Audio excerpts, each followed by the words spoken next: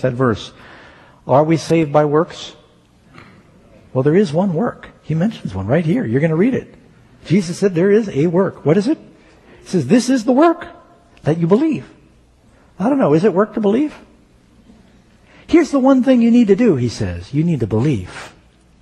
Believe in him whom God has sent. Jesus is emphasizing faith, and they keep talking about what do we do? So you see something that is wrong with the group that defects. They're like the Pharisees. It's works-oriented. It's not relationship-oriented. They don't want him. They want his bread. They want his power. They want the crowd. Then they go on, verse 30. Then they said to him, what sign will you perform that we might see it and believe you? What work will you do? If you're not telling us what works we're supposed to do, well, what work are you going to do so that we can believe the way you're telling us to believe? Wait a second here. The way I read my Bible, I started the chapter, it says that multitudes were following him because they saw the signs which he performed on those who were diseased. They saw him heal. They saw him multiply the bread and the loaves. Something we got to talk about. It's the signs and the wonders. People who go to church because they see miracles, signs, and wonders, they never get enough. They never say, we saw a miracle in this church 10 years ago, and that's why I'm still going. The pastor has to produce some other better miracle every week. He's got to try and top it. He's got to put on a better show. There's got to be some other sensational claim. And it's just this artificial adrenaline that has to keep being pumped into the congregation. And I know what I'm talking about, friends, because before I was a Seventh-day Adventist Christian, I worshiped with Christians in charismatic churches. And I used to go to a lot of these churches where they had faith services and healing services. And I'm not questioning their faith, but it seemed like every week that poor pastor was under pressure to try and manufacture or fabricate some kind of enthusiasm, signs and wonders that would top the signs and wonders from last week. And then they'd start coming and they'd fold their arms. They'd say, Pastor, we didn't feel the Spirit moving this week like last week. And he's got to drum up some other signs and wonders. Or they've got more signs and wonders at that other church down the street. Can you top that? And so they're asking Jesus, what signs will you perform? Well, he'd been doing it for years and it wasn't enough. You remember in the parable of the rich man and Lazarus, Abraham is speaking to the rich man. The rich man says, oh, if you'd send Lazarus back from the dead, then they'd believe. A miracle. A resurrection. Then they'd believe. Did Jesus perform resurrections for the Jewish nation? And what did they want to do with Lazarus? They did raise a guy named Lazarus, or Jesus raised someone named Lazarus. They wanted to kill him. So the signs and wonders, Jesus said, if they believe not Moses and the prophets, they won't be persuaded though one should rise from the dead. If they don't believe the word of God, then signs and wonders are not going to do it. But there's a lot of people that go after signs and wonders. Now, why is this important for us? In the last days, does Jesus warn us that 3 unclean spirits like devils will come out of the mouth of the beast, the dragon, the false prophet, and they go forth to the kings of the earth performing miracles, signs, wonders? The people in the world who need to be, entertained with signs and wonders, they are going to be first on the list to defect from following Jesus because the devil can manufacture that. So, by the way, let me read you a couple of other statements. Jesus said, Matthew chapter 16, verse 4, he says this twice in Matthew. He says it in Matthew 12 and in Matthew 16, almost word for word. A wicked and adulterous generation seeks after a sign. By the way, he says, no sign will be given but the sign of Jonah.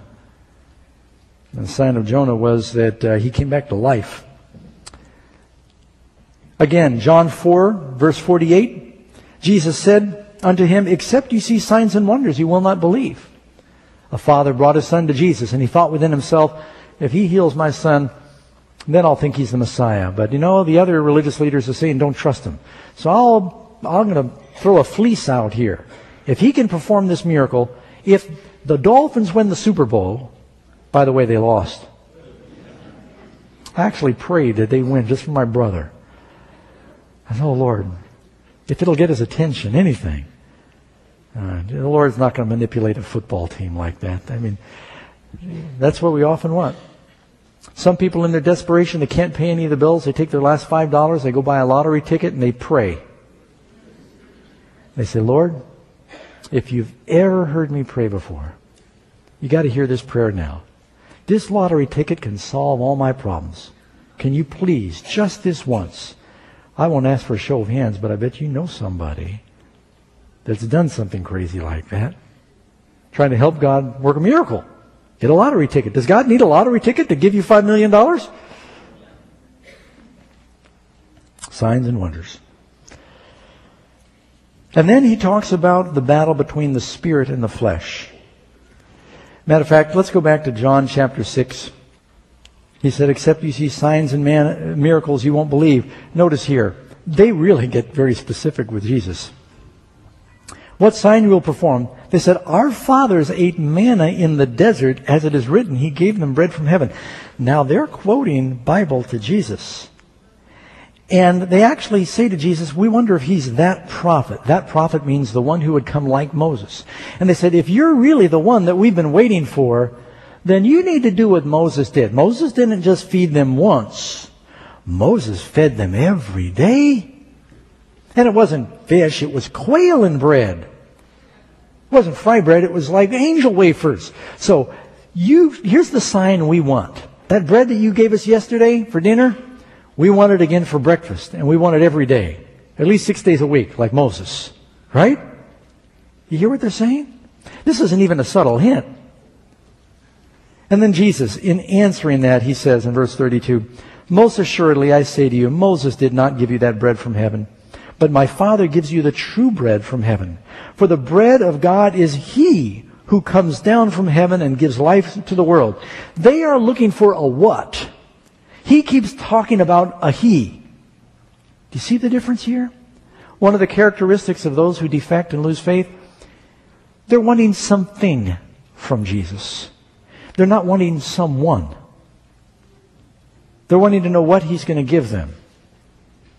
And then they say, Lord, give us that bread. Verse 34, always. Again, they keep, like the woman at the well. Jesus said, I'm offering you living water.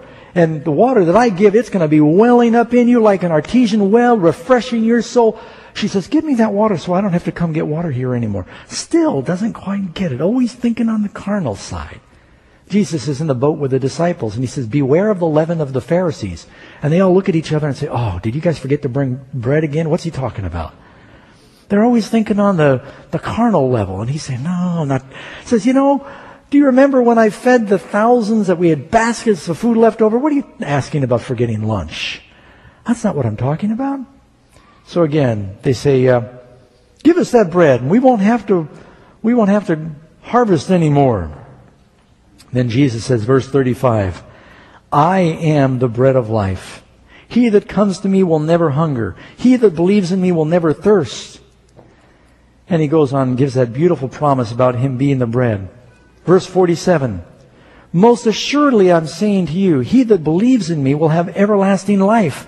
I am the bread of life. Your fathers ate manna in the wilderness and are dead. If I give you miracle bread every day, you can eat that bread and you'll still die. If I provide for all of your physical needs, Jesus said, if I heal your body, didn't Jesus heal some people that got sick again and died later? Those people that he fed miraculously. And you know, it makes me wonder, did that bread that he multiplied taste any better than regular bread? I mean, this is bread. This is miracle bread. Would he have done anything to improve the flavor? Those salted or pickled fish, did it taste exquisite? Was it like mahi-mahi? I mean, because Jesus multiplied it. I mean, it's God-created fish. It's God-created bread. Does the flavor improve? Maybe. We'll have to ask the disciples when we get to heaven. Did it taste better than regular bread? Probably not. He probably took what they had and multiplied what they had. And if there were little burnt spots on it, he probably multiplied the burnt spots.